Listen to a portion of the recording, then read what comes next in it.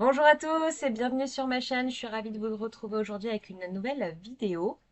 Aujourd'hui, je vous propose qu'on entame ensemble un nouveau projet. Donc, c'est un carnet de chez Delors-Ronet sur lequel j'aimerais vous proposer donc différentes pages d'art journal. Donc, c'est un carnet en format A5, 250 grammes, multitechnique et vous avez 30 pages à l'intérieur. Donc, celui-ci, moi, je l'ai acheté chez Cultura, mais peu importe.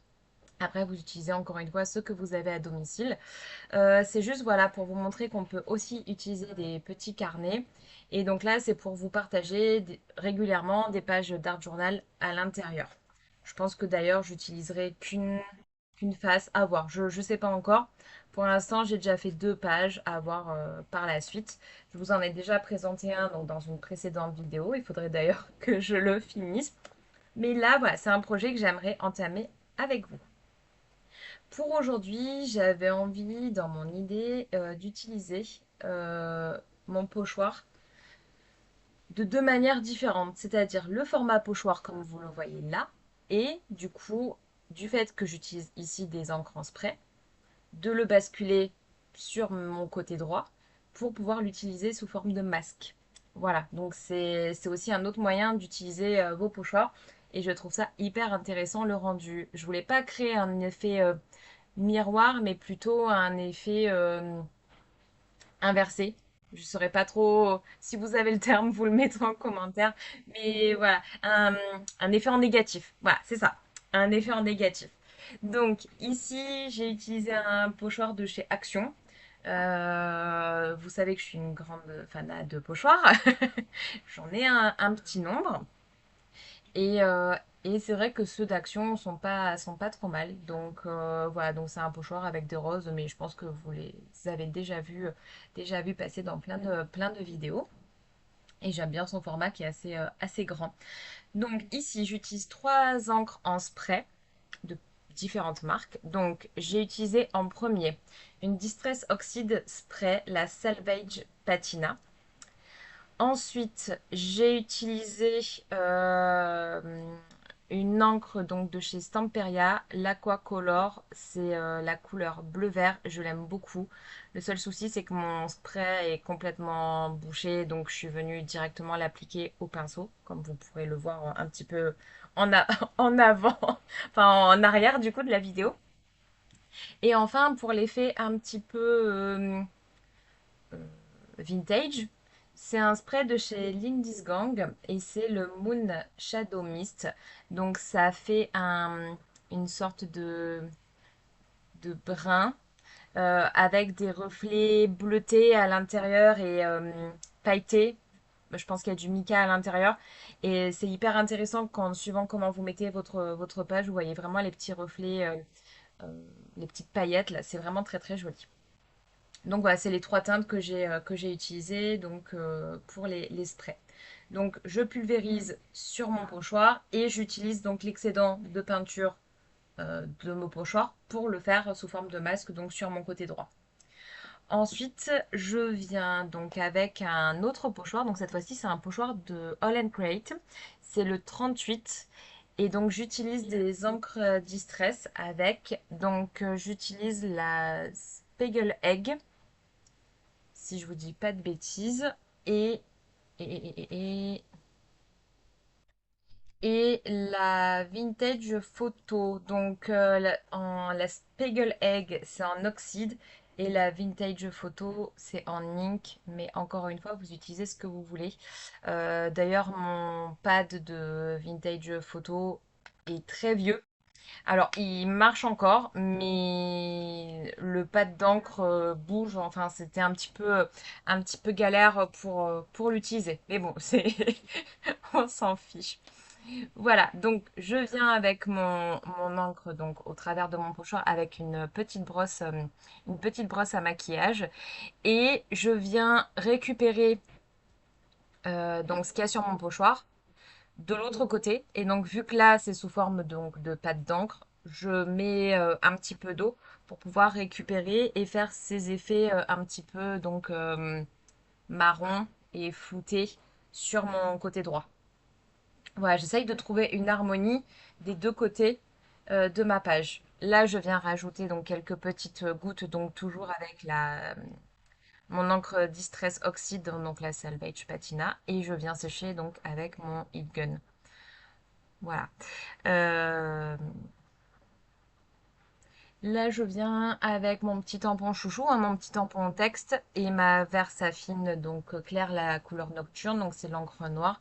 Rajouter donc un petit peu de texture. Je veux pas charger non plus trop ma page. Je voulais vraiment m'amuser en fait avec mes pochoirs et vraiment l'effet négatif du pochoir. Mais je voulais pas forcément une page trop chargée. Là, je reprends, je ne sais pas si vous allez reconnaître ces illustrations pour celles ou ceux qui ont vu donc ma toute première vidéo. C'est un kit donc de voilà d'illustrations comme ceci, donc de femmes un peu excentriques, je crois que c'est de Cheryl Francis Art. Donc je vous mettrai encore une fois le lien en barre d'infos si ça vous intéresse. Et je trouvais que là, l'image se mariait très très bien avec mon fond. Et donc, c'est l'occasion aussi voilà, de les utiliser d'une autre manière que la première vidéo. Donc, je suis venue détourer mon image. Je me suis pas trop enquiquinée dans les détails non plus, hein, comme d'habitude. Vous le savez, en ce moment, j'ai pas forcément beaucoup de temps devant moi pour scraper et pour me faire plaisir. Donc, je vais au plus rapide et je camoufle en faisant. Alors là, je suis hors champ, je suis désolée. Je viens avec mon encre donc Versafine et une petite mousse. Donc, faire tous les contours et camoufler. Si j'ai laissé un petit peu des blancs, j'ai juste ajouré donc son bras côté gauche. Il y avait vraiment le gris du fond qui ressortait et du coup ça dénotait par rapport à mon fond de page. Mais voilà, sinon je me suis vraiment pas pris la tête pour le détourage. Là je viens donc avec ma colle en bâton donc positionner mon image sur ma feuille. Mais encore une fois, vous utilisez ce que vous voulez comme colle. Et d'ailleurs, je suis pas hyper fan de cette colle en, en bâton. Autant ma précédente colle violette, je l'aimais vraiment beaucoup et je trouvais qu'elle collait très bien. Autant celle-ci, c'est pas ouf. Voilà, on va le dire comme ça. C'est pas ouf. Je suis obligée de régulièrement revenir avec la sticky glue. Enfin, bon bref, on s'en fiche. Voilà, je la recommanderais pas. Là, je viens donc avec une petite mousse, donc pareil, donc avec ma vintage photo, ajouter un petit côté vintage à ma page. Vous voyez, là, je suis obligée de venir recoller quelques petites zones, donc voilà, colle pas tip top. Donc ça. Et voilà, j'ai pas super bien collé mon image, donc je viens camoufler en rajoutant légèrement une petite touche de noir pour camoufler les boulettes, comme d'habitude. Je viens rajouter encore une fois un petit peu de relief et de texture, donc avec des petites gouttes de Posca noir.